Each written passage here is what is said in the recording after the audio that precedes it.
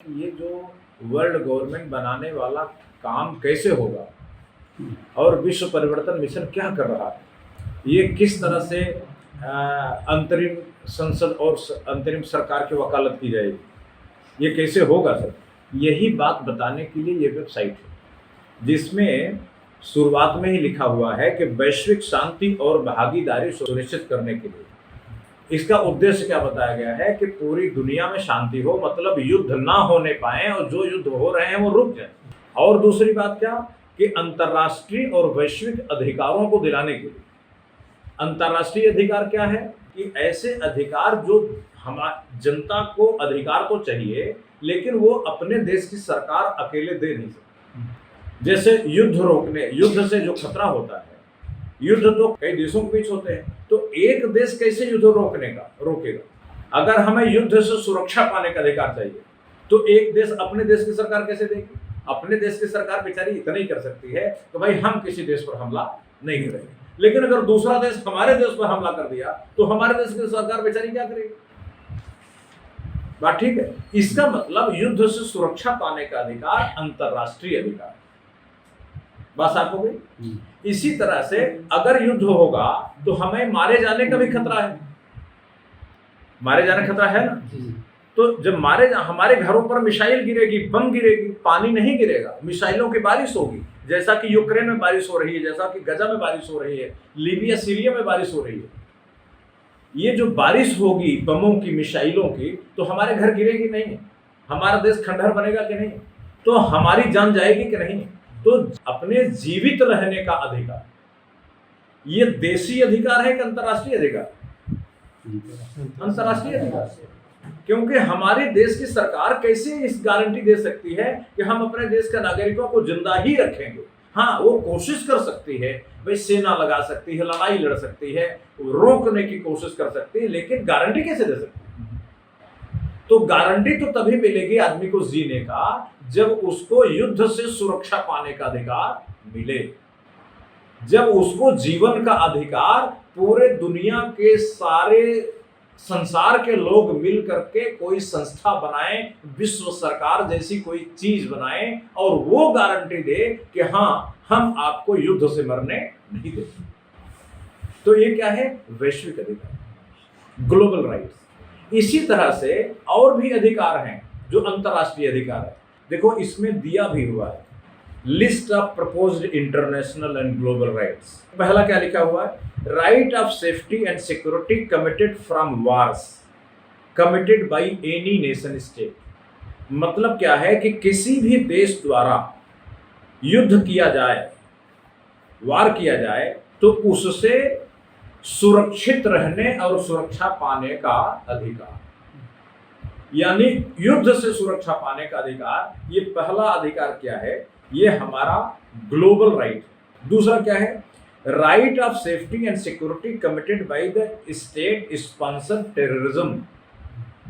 अगर मान लो युद्ध नहीं होता लेकिन आतंकवाद है, अगर पड़ोसी देश ने हमारे देश में आतंकवादी भेज दिए कि ले जाके बम बाजार में जहां खूब भीड़ भाड़ हो वहीं ले जाके बम फेंक दे, और वो उसने लाया बम फेंक दिया तो बहुत लोग मर गए। तो अब ये जो मर गए ये आतंकवाद है, टेररिज्म है। ये आतंकवाद किसने किया? पड़ोसी देश ने, या कोई पड़ोसी देश ने और कहीं दूर के देश ने किया। तो अब ये आतंकवादी हमलों से सुरक्षा पाने का अधिकार, ये क्या है? देशी अधिकार नहीं है। आतंकवाद से सुरक्षा देना ये देश के अधिकार क्षेत्र के बाहर है। देश की सरकार ये गारंटी नहीं दे सकती। दुनिया भर की सरकारें मिलेंगी तो ये गारंटी मिल सकती है। इसलिए आतंकवाद से सुरक्षा पाना ये हमारा वैश्विक अधिकार है, ग्लोबल राइट। ठीक है। तीसरी बात क्या लिखी है? Right of safety from economic torture committed by the domestic government by maintaining poverty and unemployment deliberately just for decreasing cost of production and increasing volume of export। आर्थिक उत्पीड़न, इकोनॉमिक परसिक्यूशन, इकोनॉमिक एक्सप्लॉइटेशन, जिसको traditional शब्दावली में कहा जाता है, लेकिन exploitation से ज्यादा ये परसिक्यूशन, जब जानबूझ के किया जाए तो परसिक्यूशन उत्पीड़न होता है। आर्थिक उत्पीड़न किस बात के लिए कि हमारे देश में ज्यादा से ज्यादा लोगों के पास पैसे नहीं जाने चाहिए, वो आर्थिक इकोनॉमिक क्राइसिस में रहेंगे।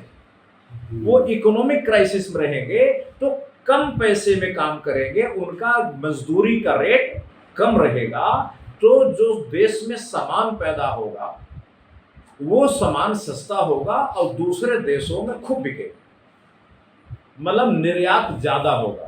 और जब निर्यात ज्यादा होगा तो हमारे पास विदेशी मुद्रा आएगी। तो केवल इस बात के लिए कि उत्पादन बढ़ाना और सस्ता उत्पादन बढ़ाना, विदेश में बेचना, और इस उद्देश्य से अपने देश के लोगों का आर्थिक उत्पीड़न करना, इस उत्पीड़न से सुरक्षा देश की सरकार नहीं दे सकती। इस उत्पीड़न से सुरक्षा पूरी दुनिया के लोग मिलेंगे, एक संधि समझौता करेंगे, कोई विश्व सरकार जैसी कोई चीज बनाएंगे, तब मिल सकता है। इसलिए निर्यात के कारण होने वाली आर्थिक उत्पीड़न से सुरक्षा हमारा वैश्विक अधिकार है, ग्लोबल राइट, जिसके पूरी दुनिया के मोर देन 90% लोग शिकार हैं।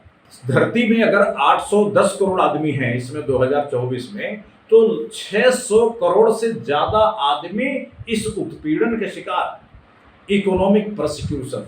ठीक है। चौथी बात, right to be compensated by the aftermath of World Trade Organization held by GATT treaty, जो General Agreement on Tariffs and Trade के नाम से एक व्यापार और तटकर पर 1994 में समझौता हुआ था। उस समझौते के कारण कंपटीशन हो गया, अमीर देश का कंपटीशन गरीब देश से हो गया। अमीर देश में तो आदमी नहीं थे, इसलिए वहां मशीन लगाई गई थी, और गरीब देश में खूब आदमी थे, वो काम कर रहे थे। लेकिन अब उस कंपटीशन में जो कपड़ा ऑटोमेटिक मशीन से बन रहा था, अब हमारे देश में जो गरीब देश थे, विकासशील देश थे, वहां तो आदमी बना रहे थे। जब दोनों की बाजार एक हो गई तो कंपटीशन करने के चक्कर में जो भारत जैसे देश थे, उन्होंने अपने मिल कारखानों को बंद कर दिया। बंद करके उन्होंने ऐसा मिल कारखाना चालू कर दिया जो यूरोप और चाइना जैसे थे, जहां आदमी काम नहीं करता, जहां 1000 आदमी का काम एक आदमी करता है। यानी कि गरीबी और बेरोजगारी ये बढ़ी है, किसके कारण? गैट समझौते के कारण, WTO विश्व व्यापार संगठन के कारण। तो इसकी क्षतिपूर्ति मिलनी चाहिए थी। विश्व व्यापार संगठन का समझौते का जिन व्यापारियों ने पूरी दुनिया के आयात करने वाले, निर्यात करने से इससे फायदा उठाए, उनके ऊपर टैक्स लगा के दुनिया भर के लोगों को क्षतिपूर्ति देनी चाहिए थी, लेकिन क्षतिपूर्ति नहीं दी गई, कंपेंसेशन नहीं दिया गया। तो ये कंपेंसेशन क्या भारत की सरकार दिला देगी? नहीं कर सकती। एक देश की सरकार नहीं कर सकती जब तक कि पूरी दुनिया की सरकारें मिलके ये काम नहीं करें, तब तक ये कंपेंसेशन, ये क्षतिपूर्ति जो WTO के कारण हुआ, ये नहीं हो सकता, मिल नहीं सकता। इसलिए विश्व व्यापार संगठन के कारण जो हमारा नुकसान हुआ, दुनिया भर के गरीबों का, बेरोजगारों का नुकसान हुआ है, इसकी क्षतिपूर्ति पाना हमारा अंतरराष्ट्रीय या वैश्विक अधिकार है। आगे सुनिए पांचवा, right of labour to move globally for seeking work and best prices. दुनिया में डॉक्टर लोग जहां मर्जी वहां जाके इलाज कर रहे हैं, जहां उनके ऑपरेशन का ज्यादा पैसा मिलता है, वहीं पूरी दुनिया में वहां जाके ऑपरेशन कर रहे हैं। अगर भारत में उनको एक ऑपरेशन का 1 लाख रुपए मिल रहा है, और अगर किसी दूसरे देश में 5 लाख मिल रहा है, तो वहां जाके ऑपरेशन कर रहे हैं। डॉक्टरों को आजादी मिल गई कि जहां सबसे महंगा फायदा हो वहां चले जाओ, वहां अपना काम करो। इसी तरह वकील लोग जहां जहां जाएं वकालत कर लें।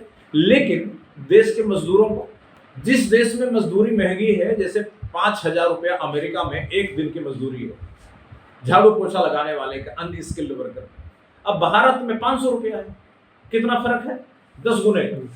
तो मजदूरों को यह आजादी नहीं है कि वो भी वहां चला जाए जहां मजदूरी अच्छी है।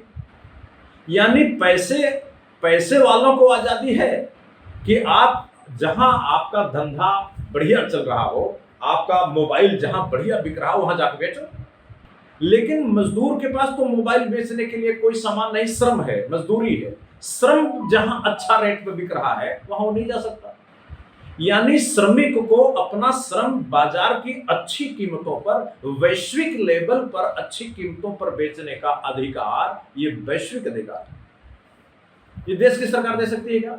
इसी तरह छठवां देखिए, right of free global movement of all citizen of all countries on affidavit only.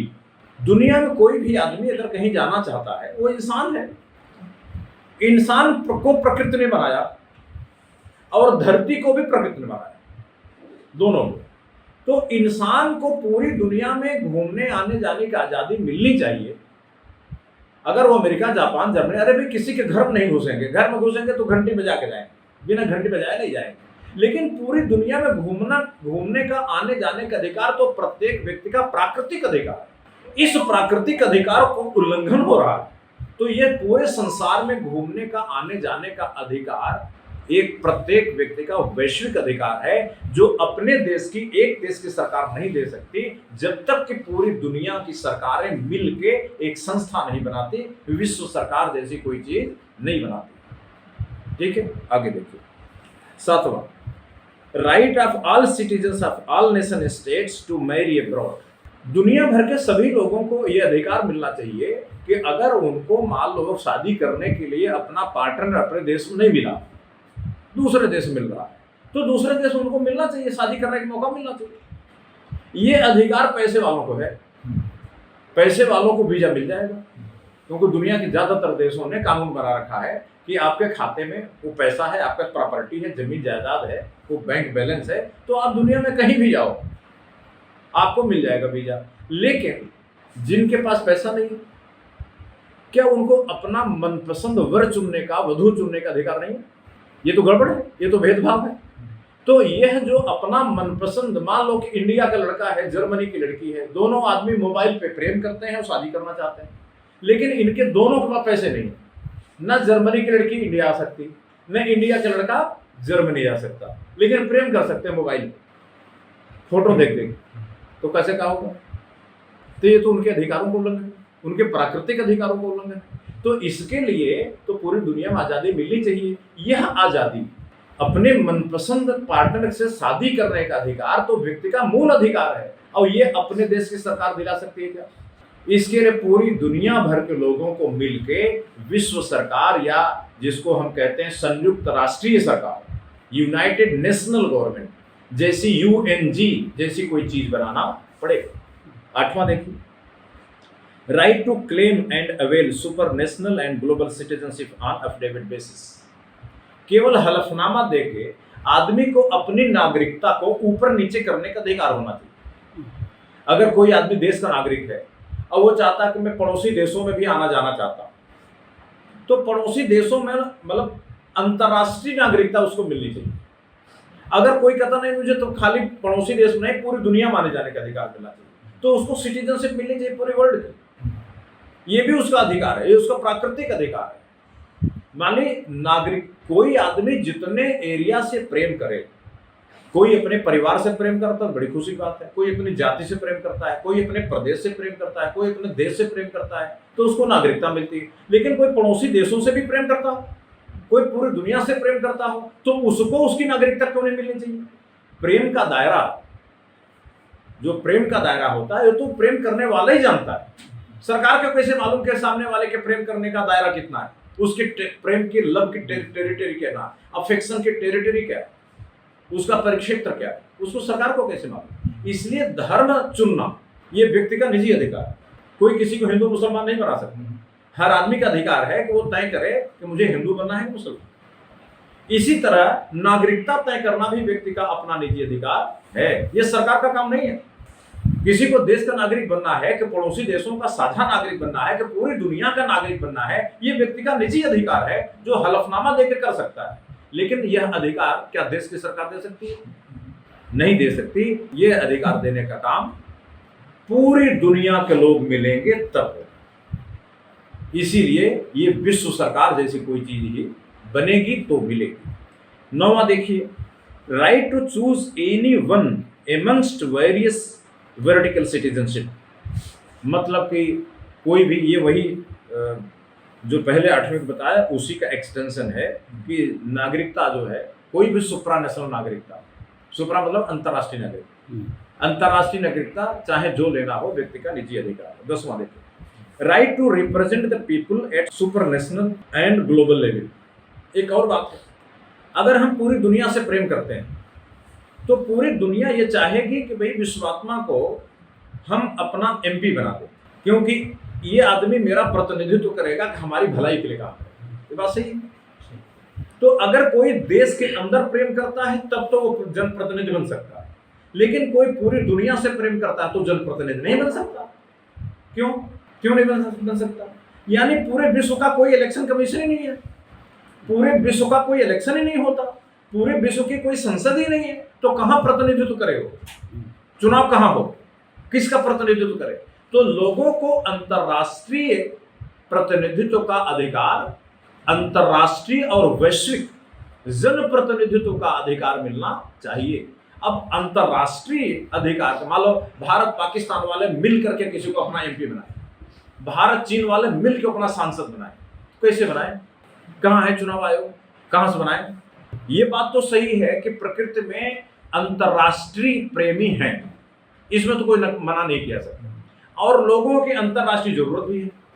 तो अंतरराष्ट्रीय जरूरतों को पूरी करने के लिए, अंतरराष्ट्रीय अधिकारों की वकालत करने के लिए अंतरराष्ट्रीय मानसिकता के व्यक्ति चाहिए, और वही जनप्रतिनिधि बनना चाहिए। लेकिन इलेक्शन नहीं होता, इलेक्शन केवल देश में होता है।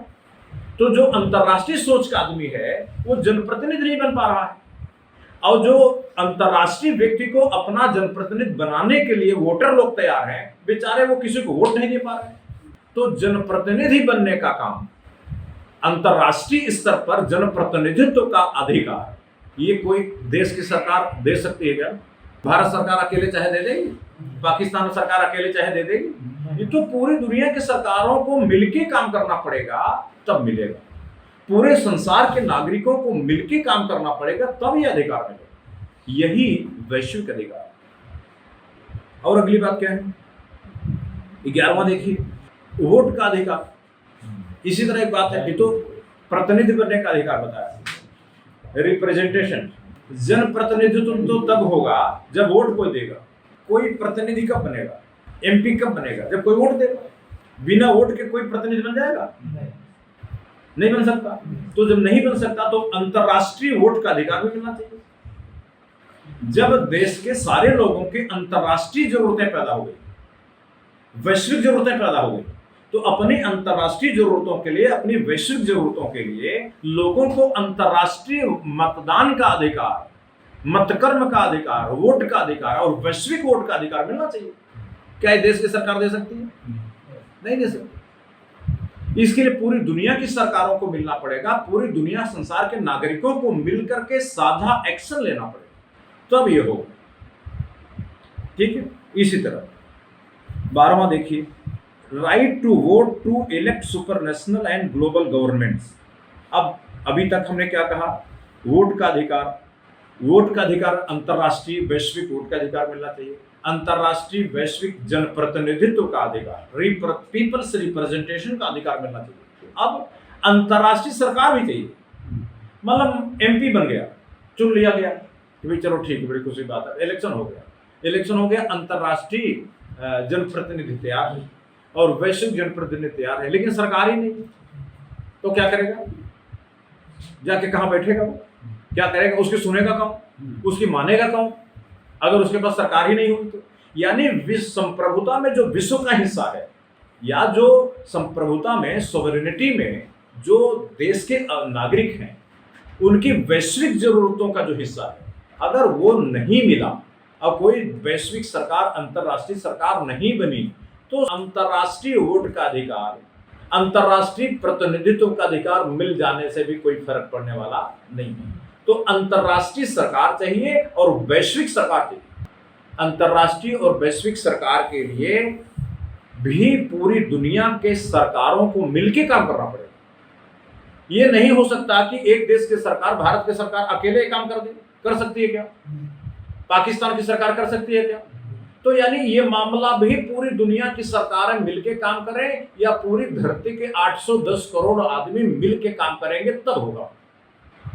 यानी अंतरराष्ट्रीय सरकार और वैश्विक सरकार पाने का अधिकार, ये भी अधिकार है लोगों को। इंटरनेशनल गवर्नमेंट चाहिए और वर्ल्ड गवर्नमेंट चाहिए, ये लोगों के वैश्विक अधिकार हैं, ग्लोबल राइट्स हैं। और ये जो वैश्विक और अंतर्राष्ट्रीय अधिकार हैं, ये तभी मिल पाएंगे जब दुनिया भर के लोग मिलकर काम करेंगे। और 14वां देखिए, right to avail services of supernational and global governments. ये वही पहले वाली बात का एक्सटेंशन है। मतलब अधिकार तो चलो मिल गए, आपने कानून बना दिया कि सब आपको वैश्विक अधिकार दिया जाता है, ठीक है, अधिकार वैश्विक अधिकार दिया जाता है। अब ये अधिकार हमारा खनन होने लगा, आपने हमें खेत दिया कि ये खेत आपको दिया जाता है, अब खेत कोई कब्जा कर लिया, तब पुलिस चाहिए। अब बिना पुलिस के वो खेत हमें कैसे मिलेगा? तो अब इसी तरह वैश्विक अधिकार आपने दे भी दिया, अंतर्राष्ट्रीय अधिकार मान लो कोई समझौता करके दे दिया, एक संधि करके, तो उसकी सुरक्षा कौन करेगा? उसकी सुरक्षा करने के लिए पूरे विश्व स्तर पर कोई पुलिस चाहिए, बिना पुलिस को सुरक्षा कैसे होगी? यानी अब ग्लोबल पुलिस, वैश्विक पुलिस देश के नागरिकों का अंतर्राष्ट्रीय और वैश्विक अधिकार है, और ये अधिकार भी पूरी दुनिया की सरकारें और नागरिक मिलेंगे तब होगा। 15वां है right of safety from environmental hazards. धरती गर्म हो रही है तो पूरी दुनिया को पर्यावरण का खतरा पैदा हो गया, कोयला जलाया जा रहा है, उससे बिजली पैदा हो रही है। अब बिजली पैदा होने के कारण, कोयला जलने के कारण धुआं जा रहा है आसमान में, उस आसमान से पर्यावरण को नुकसान हो रहा है, गर्मी बढ़ रही है। तो अब ये गर्मी क्या, एक देश अगर मान लो एसी चलाना बंद कर दे, कानून बना दे अपने देश में, एसी नहीं चलेगा, कोयला नहीं जलेगा, बिजली नहीं बनेगी, पावर हाउस बंद कर दिया जाए, ऐसा कानून बना दे और बंद कर दे, तो क्या दुनिया, जो धरती गर्म हो रही है, गर्म होना बंद हो जाएगी? दूसरा देश तो करता रहेगा, दूसरा देश तो करता रहेगा। जैसे एक आदमी ने तय किया हम सड़क पर बाएं चलेंगे, हम सुधर जाएंगे, हम अपने सड़क पर जब चलेंगे तो हमेशा अपने बाएं तरफ से चलेंगे।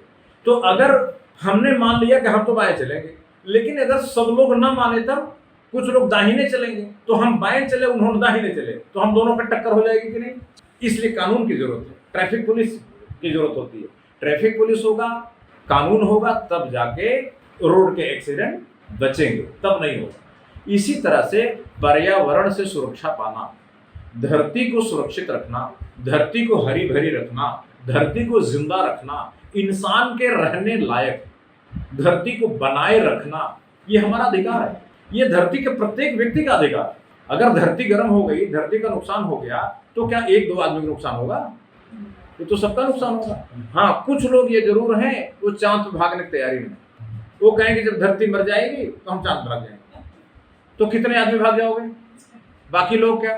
तो आप चांद पर भाग जाओ और हम मर जाएं, ये कहाँ का अधिकार है? यानी पर्यावरण और जो इकोलॉजिकल बैलेंस है, इसके लिए पर्यावरण को सुरक्षित रखना, धरती को मानव के रहने लायक बनाए रखना, ये प्रत्येक व्यक्ति का वैश्विक अधिकार है, ये ग्लोबल राइट है। इस ग्लोबल राइट को अपनी सरकार नहीं दे सकती, अपने देश की सरकार। जब तक अंतर्राष्ट्रीय और विश्व की सरकार नहीं बनेगी, ये अधिकार व्यक्ति को, अपने ही देश के लोगों को नहीं प्राप्त हो सकता। ठीक है, अगली बात देखें, 16वां, right of safety from political discrimination committed by the bureaucracy of other nations states on the basis of political borders and nations. एक और बात है, हमारे देश के बच्चे दूसरे देश में पढ़ने जाते हैं। अब दूसरे देश में पढ़ने जाते हैं तो उन्हें भेदभाव का शिकार करना पड़ा। ये कहाँ से आया? अरे इंडिया से आया। ये कहाँ से आया? अफ्रीका से आया। ये देखो काला काला है, ये अफ्रीकन है, भगाओ इसको, भगाओ, मारो। उसके साथ छुआछूत करते हैं और यहाँ तक कि मार भी देते हैं। मार के जाते बेचारे थाने में कि मेरा रिपोर्ट लिख दो, तो थानेदार में मारता है, कहता अपने देश में क्यों नहीं पढ़े, हमारे देश में क्यों आ गए? बात समझे? बेचारा मार खाता है और उसका कहीं मुकदमा नहीं लिखा जाता, उसके साथ न्याय नहीं होता। तो ये राजनीतिक भेदभाव है, ये जो पॉलिटिकल भेदभाव है, ये भी गलत है। अब ये जो राजनीतिक भेदभाव है विश्व स्तर पर खत्म होगा। पूरी दुनिया की सरकारें इस पर पूरी दुनिया की एक पुलिस बनाएंगी कि अगर कोई दूसरे देश में भेदभाव होता है और न्याय नहीं मिलता, तो ग्लोबल पुलिस का थाना भी होगा, वहां जाके FIR लिखवाएगा आदमी, तब वो सही न्याय होगा, जांच पड़ताल होगी। तो ये जो अंतर्राष्ट्रीय स्तर पर जो राजनीतिक भेदभाव से सुरक्षा पाने का अधिकार है, ये भी वैश्विक अधिकार है, ये ग्लोबल राइट है। ये एक देश की सरकार ये काम नहीं कर सकती, पूरी दुनिया के देशों की सरकारें मिलकर काम करेंगी तो ये अधिकार मिलेगा। पूरे संसार के जो नागरिक सिविल सोसाइटी के लोग हैं वो मिलकर काम करेंगे तो ये अधिकार मिलेगा। अदरवाइज नहीं मिल सकता। आगे देखिए 17वां, right of safety and security from economic exploitation committed by the foreign nationals, multinational corporations, unjust international exchange medium, currency system and by the various laws of foreign lands. और क्या कहा गया है, एक हमारे देश में कानून बना कि आप किसी की डकैती नहीं कर सकते। अगर आप डकैती, चोरी, भ्रष्टाचार करके पैसा इकट्ठा करोगे तो जांच होगी। अगर आपको आमदनी से ज्यादा पैसा दिखा आपके घर में, आपकी संपत्ति, आपकी इनकम से ज्यादा पैसा दिखी, तो आप पर मुकदमा चलेगा, सजा मिलेगी। अब दूसरे देश ने क्या कानून बना दिया कि हमारे देश में जांच नहीं होगी। पूरी दुनिया के डकैतों चोरी, डकैती, भ्रष्टाचार, लूट, घोटाला करके मेरे देश में भागा, हमारे देश में राजा बन के ये कानून बना दिया। अब ये बताइए कि अगर कोई देश ऐसा कानून बना के रखेगा कि चोरों को सुरक्षा देगा, भ्रष्टाचारियों को सुरक्षा देगा, डकैतों को सुरक्षा देगा, तो दुनिया का कोई भी देश में चोरी रुक पाएगी? दुनिया के किसी देश में भ्रष्टाचार रुक पाएगा? दुनिया के किसी भी देश में डकैती रुक पाएगी? नहीं रुक पाएगी। अब डकैत भाग जाएगा दूसरे देश में, वहां राजा बाबू बनकर रहेगा, सरकार का मेहमान बनकर रहेगा, तब क्या होगा? अब इसका मतलब ये है कि प्रत्येक व्यक्ति को ये जो आर्थिक दोहन है, आर्थिक शोषण है, भ्रष्टाचार से सुरक्षा पाना, आर्थिक शोषण से सुरक्षा पाना, ये राष्ट्रीय आर्थिक शोषण नहीं है, ये अंतरराष्ट्रीय शोषण है। इकोनॉमिक, एक देश दूसरे देश का शोषण कर रहा है, यहां व्यक्ति शोषित नहीं हो रहा है। अगर भारत का घोटालेबाज दूसरे देश में जा रहा है और उसको वहां सुरक्षा मिल जा रही है, तो इसका मतलब पूरा देश का शोषण हो रहा है, देश के हर आदमी का शोषण हो रहा है। अब पूरे देश का आर्थिक शोषण होना, इसे कहते हैं अंतरराष्ट्रीय, इंटरनेशनल इकोनॉमिक एक्सप्लॉइटेशन, अंतरराष्ट्रीय आर्थिक शोषण। ये जो अंतरराष्ट्रीय आर्थिक शोषण है, क्या एक देश की सरकार रोक लेगी? और अंतरराष्ट्रीय आर्थिक शोषण से सुरक्षा पाने का अधिकार ये एक देश की सरकार दे देगी? हमारे देश की सरकार हमें दे सकती है क्या? नहीं दे सकती। तो इसके लिए पूरी दुनिया की सरकारों को मिलकर काम करना पड़ेगा, तभी ये शोषण से सुरक्षा मिलेगी। इसी तरह करेंसी सिस्टम, एक देश ने कहा कि भाई हम कागज को छाप लेंगे, नोट कह देंगे, और आपको लेना पड़ेगा। अगर आप अपने दूसरे देश में जाकर कुछ सामान खरीदोगे तो हमारे ही नोट लेना पड़ेगा। आप कागज को नोट बना रहे हो, छाप रहे हो, और आप जो नोट छापने वाला आदमी है वो मेरा आदमी नहीं है। अगर हमने इलेक्शन हुआ होता, हमने वोट दिया होता, हमने चुना होता, हमारा प्रधानमंत्री ऐसा काम करता, तो हमें विश्वास होता कि भाई गलत करेगा तो कल हम हटा देंगे। लेकिन हमारा तो बस सही नहीं। मतलब कि जो नोट छापने वाला आदमी है उसके नियुक्ति करना, उसको कुर्सी पे बैठाना, उसको हटाना हमारे अधिकार में ही नहीं। अब बताओ, जब हमारे अधिकार में ही नहीं है, इसका मतलब नोट से इंटरनेशनल, अंतरराष्ट्रीय जो मुद्रा प्रणाली है, इंटरनेशनल करेंसी सिस्टम है, उस पर पब्लिक का कंट्रोल ही नहीं है। अगर पब्लिक का कंट्रोल नहीं है, इसका मतलब ये तो आर्थिक शोषण है, आर्थिक शोषण है, आर्थिक गुलामी है, अंतरराष्ट्रीय आर्थिक गुलामी। अंतरराष्ट्रीय आर्थिक गुलामी जो मुद्रा के कारण पैदा हो रही है, उस गुलामी से मुक्ति का अधिकार, उस शोषण से मुक्ति का अधिकार तो हमें चाहिए, और यह हमारा अंतरराष्ट्रीय वैश्विक अधिकार है। यह वैश्विक अधिकार कौन दे सकता है? क्या भारत सरकार दे सकती है? ये तो पूरी दुनिया की सरकारें मिलेंगी तब मिल सकता है। पूरे दुनिया के संसार भर के नागरिक समाज इकट्ठा होगा, वो संघर्ष करेगा, तब हो सकता है। यही काम विश्व परिवर्तन मिशन करने जा रहा है। 18वां देखिए, right of citizens of all nations to get information from governments of all nation states, सूचना का अधिकार। हमारे देश में, दुनिया के कई देशों में सूचना का अधिकार। अगर कोई आदमी ने डकैती किया, चोरी किया, भ्रष्टाचार किया, सरकारी कर्मचारी ने भ्रष्टाचार किया, और हमने सूचना के अधिकार से एक एप्लीकेशन दिया कि भाई बताया जाए कि वो आदमी क्या क्या गलत काम किया, तो सरकार बताएगी। लेकिन वो भाग गया दूसरे देश में, अब हम दूसरे देश से पूछें कि भैया ये बताओ कि वो आदमी क्या गलत किया था, हमारे यहाँ से लूट के पैसा भागा है, ये बताओ कि कितना पैसे लेके भागा, तो वो कह देगा मैं आपको कोई जानकारी नहीं दूंगा क्योंकि आप मेरे देश के नागरिक नहीं हो। ये सूचना का अधिकार भी हमारा अंतर्राष्ट्रीय अधिकार है। अब हमने 192 देशों के राष्ट्रपतियों को, ये जो बात हम बता रहे हैं आपको, ये एक एप्लीकेशन लिखा और दुनिया के देशों को भेजा, 192 देशों के राष्ट्रपतियों, अभी 10 अप्रैल, यही अप्रैल भेजा, और हमने कहा कि साहब देखो, हमारे देश में हमें अधिकार चाहिए, हमारे वैश्विक अधिकार हैं, हमारे 20 अधिकार हैं वैश्विक, और उनको दिलाने में आपके बिना नहीं मिलेगा।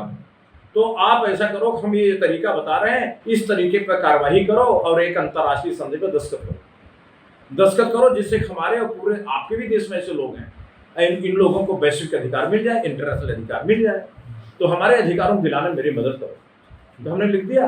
तो अब अगर हम एक चिट्ठी लिख दें कि साहब वो चिट्ठी मिली कि नहीं, तो वो क्या है, वो हमें ये भी नहीं बताएंगे कि मिली कि नहीं मिली।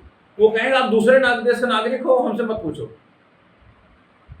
हमारे देश का नागरिक चोरी करके आपके यहां भाग सकता है, हमारे देश का नागरिक डकैती करके आपके यहां भाग सकता है, हमारे देश का नागरिक हमारी जेब काट के आपके यहां भाग सकता है, तो उसको स्वीकार करने में आपको कोई दिक्कत नहीं है।